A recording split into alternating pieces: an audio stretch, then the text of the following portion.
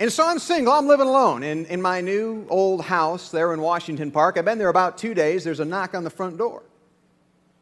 I open the front door and standing there is a relatively short fellow, about 5'1", 5'2", 105 pounds, pencil-thin mustache, blue uniform, carrying a bag. He says, "Good morning, Mr. Sanborn. My name is Fred. I am your postman. I just stopped by to say welcome to the neighborhood and introduce myself and find out a little bit about you and what you do for a living." Now, I've been receiving mail all of my adult life. I can't ever recall getting a personal introduction to my postal carrier, but I thought it was a nice touch. I said, "Fred, thanks for stopping by." I said, "I am a professional speaker. I do not have a real job." Fred said, "Well, that's important for me to know. If you're a speaker, you probably travel a lot." I said, "Yeah, I'm on the road a couple hundred days a year." He said, "Great. If you'll just give me your calendar so that I know when you're in town. I'll hold your mail for you, I'll bundle it, and I'll only deliver it on the days that you're here to receive it." Now, I never had a choice of a la carte mail service before either.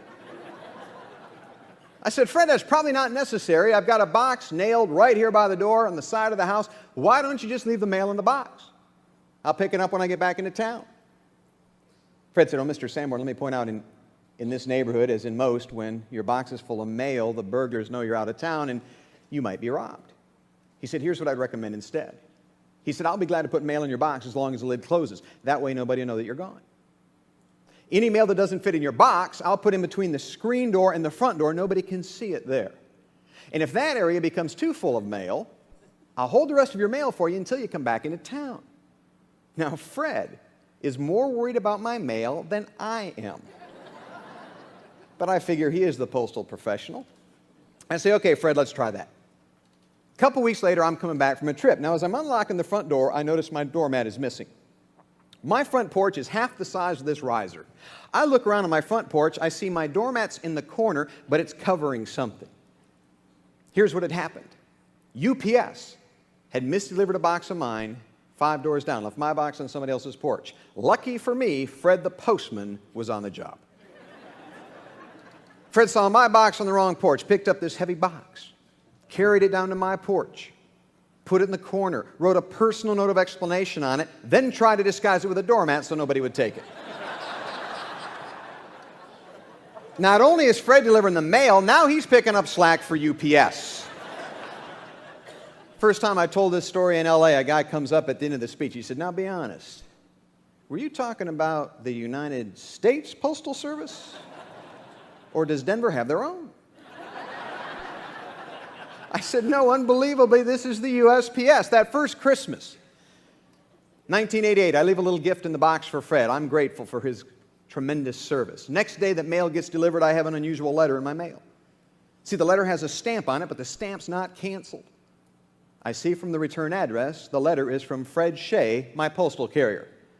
See, Fred lives in North Glen. I lived in Denver. Fred knows it is a felony to put unposted mail in a box. So even though he carried the letter from his house to my house, he still put a stamp on just to keep it legal." So after I cut the stamp off, I read the letter. The letter says, "Dear Mr. Sanborn, thank you for remembering me at Christmas. I'm flattered that you talk about me in your speeches and seminars. I hope I can continue to provide exceptional service. Sincerely, Fred the postman." Now let's fast forward the clock. 1995, I met my wife, Darla. We got married. 1997, we were expecting our first child, so we moved down to the suburbs, Highlands Ranch. But for almost 10 years, Fred Shea delivered my mail, later her mail as well. And it wasn't until I wrote the book that I ever had a chance to ask Fred the question, "Why do you do it?" See, he does not get paid more. There is no compensation, no incentive for above-average performance. He does not come to nice venues like this for meetings. As a matter of fact, for years, I was afraid that if the Postal Service found out what he was doing, they'd make him stop. And I asked Fred, at the end of the book, there are 6 things that motivate Fred. I said, "Fred, why do you do what you do?" He said, "You know, I lay in bed at night and I only worry about one thing." Figure that's pretty good. And there's a lot of things I worry about when I lay in bed at night, look at that little red dot in the smoke detector on the hotel ceiling.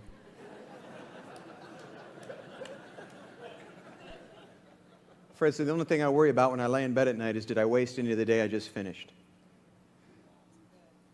Ladies and gentlemen, I'm going to summarize everything I know from 20 years being in this business, talking about these principles. Everything I have built my business, my career, my life on can be summarized in this simple idea I will share with you, I share in the book, and that is this: fear nothing but to waste the present moment.